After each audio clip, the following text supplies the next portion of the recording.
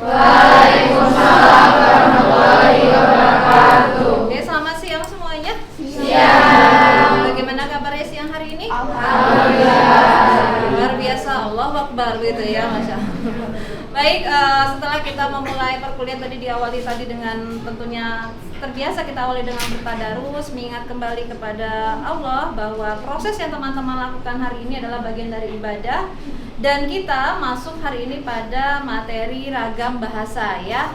Nah, dalam materi ragam bahasa ini teman-teman akan mengenal bahwa bahasa itu beragam, betul? Dari mana kita bisa melihat bahasa itu beragam? Dari jenjang Pendidikannya beragam, bisa usia, apalagi asalnya, topik pembicaraan, lingkungan. Oke, sesuai pertemuan kita yang pertama kemarin, saya pernah menyatakan bahwa ketika topik yang dibahas pada suatu forum berbeda akan muncul pembicaraan atau hal-hal yang dibicarakan berkaitan dengan topik tersebut. Nah, topik apa yang akan kita bahas dalam perkuliahan kita? Oke, ejaan. Nah, nanti dalam ejaan, kalimat, paragraf ya, sampai yang lain itu ini untuk membantu teman-teman menulis sebuah tulisan yang baik. Dasarnya sebuah tulisan tentu diawali dengan tata cara penulisan, aturan penulisan yang benar. Mungkin tidak sebuah tulisan yang baik akan mendapatkan hasil yang baik jika tulisannya tidak bisa dibaca. Mungkin nggak? Tidak ya. Nah, baik teman-teman semua, dari apa yang sudah dituliskan ya, teman-teman sudah mengisi melalui Mentimeter tadi bahwa pembelajaran ragam bahasa yang sudah teman-teman lakukan kemarin, lalu sudah berdiskusi di forum, ditemukanlah berbagai macam hasil dari temuan dari media sosial, YouTube, Instagram itu berkaitan dengan literasi anti korupsi. Baik, saya mau minta kelompok RA Kartini.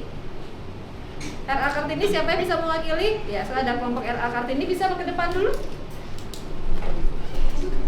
Ya, kita RA Kartini menyampaikan hasil temuannya terkait dengan topik-topik anti korupsi dari berbagai media sosial ya. Bisa dibacakan yang pertama dari YouTube mungkin atau dari Instagram dan yang lainnya. Silakan. Ragam bahasa bidang psikologi terkait literasi anti korupsi, referensi tambahan dari Instagram yang disampaikan oleh teman saya yang bernama Sri Andayani. Tanggapan yang diberikan oleh Caca yaitu, menurut Caca, kata di dalam postingan tersebut merupakan sindiran yang sangat bagus untuk penjahat yang tak tahu diri. Oke, kita dengar yang satu pertama Mbak Asti. Yang postingannya ini ya, penjahat itu tidak pernah membangun negara. Mereka hanya memperkaya diri sambil merusak negara. Siapa yang dimaksud?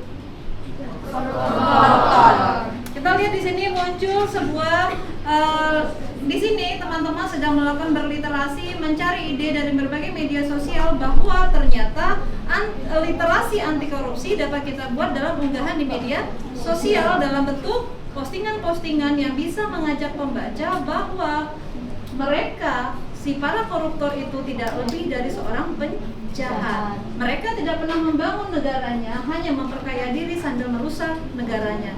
Anda merasakan bagaimana?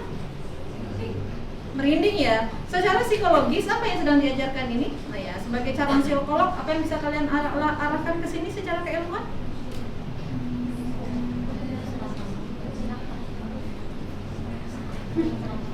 Keserakahan. Ya, ini masalah mental ya. Mental ini perlu dibangun tentu dengan pembiasaan-pembiasaan yang baik. Kita lihat postingan selanjutnya. Kemudian postingan yang kedua dikirim oleh Soraya Faradila. Reply dari saya untuk Soraya yaitu, ya betul, jujur adalah awal dari sifat anti korupsi, dan jujur juga merupakan psikologis orang yang dimana bila orang terbiasa untuk jujur, maka lebih mudah untuk memiliki sifat anti korupsi. Oke, tepuk tangan buat kelompok RA kali ini ya. Baik teman-teman, ini juga postingan yang luar biasa ya. Oke, ternyata dari media sosial Instagram ini kan salah satu hal yang sangat mungkin di-scroll oleh generasi sekarang, betul ya? Teman-teman sebagai calon-calon ahli psikolog masa depan, teman-teman bisa membentuk literasi anti korupsi melalui keilmuan yang dimiliki. Ya, karena apa?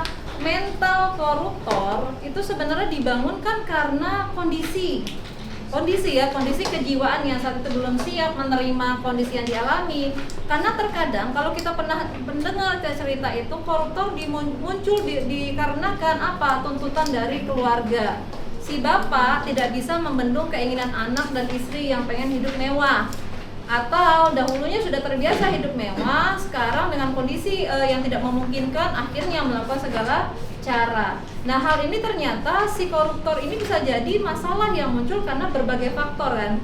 Nah, dari psikolog kalian bisa mengangkat hal-hal gagasan-gagasan tersebut untuk memberikan literasi anti korupsi sejak dini. Baik, sekarang kita akan lanjutkan ke diskusi berkelompok. Akan ada latihan yang akan dikerjakan di kelompok setelah membaca terkait dengan materi ejaan bahasa Indonesia.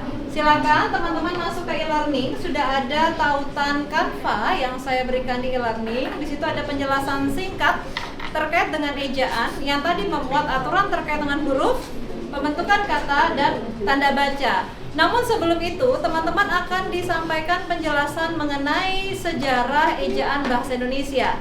Saya pernah dulu menyampaikan di awal, apakah bahasa Indonesia langsung EYD seperti yang kita ketahui dalam beberapa tahun ini?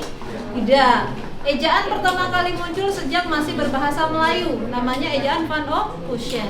Silakan dibaca, nanti kita diskusikan karena ada latihan di akhir yang akan dikerjakan secara berkelompok. Konsep ejaan ini akan membantu teman-teman menulis ide dan masalah dalam literasi anti korupsi sesuai bidang keilmuan dengan tepat. Masalah yang ditulis dengan baik, dengan tepat, tentu akan menghasilkan tulisan yang terbaik juga. Seperti itu ya. Nah, nanti setelah dibaca, saya akan kirimkan terkait dengan pedoman EYD versi 5 yang bisa teman-teman akses baik secara offline maupun secara online, atau secara luring maupun secara daring. Baik, seperti itu cukup jelas? Oke, silakan menyimak dan membaca. Saya akan kirimkan pedoman EYD melalui WA Group. Baik, nanti mohon diperhatikan setiap kelompok itu latihan saja, dikerjakan dulu. Silakan dibagi tugasnya, minggu depan kita diskusikan bersama-sama. Untuk minggu depan tambahan untuk project, oke ya, persiapan project kita membuat opini masih berkaitan dengan topik. Ide yang sudah didapat tadi mohon dituliskan menjadi sebuah judul. Tulislah dengan ejaan yang benar ya, tulislah dengan redaksi yang tepat, dan setelah itu kita akan mencari referensi-referensi berkaitan dengan penulisan sesuai dengan topik yang sudah dipilih, begitu ya. Oke, ada yang mau ditanyakan? Cukup jelas? Oke. Baik, kalau tidak ada lagi yang mau ditanyakan, maka dapat kita cukupkan hari ini. Mari kita tutup dengan membaca Alhamdulillahirabbil alamin. Alhamdulillah.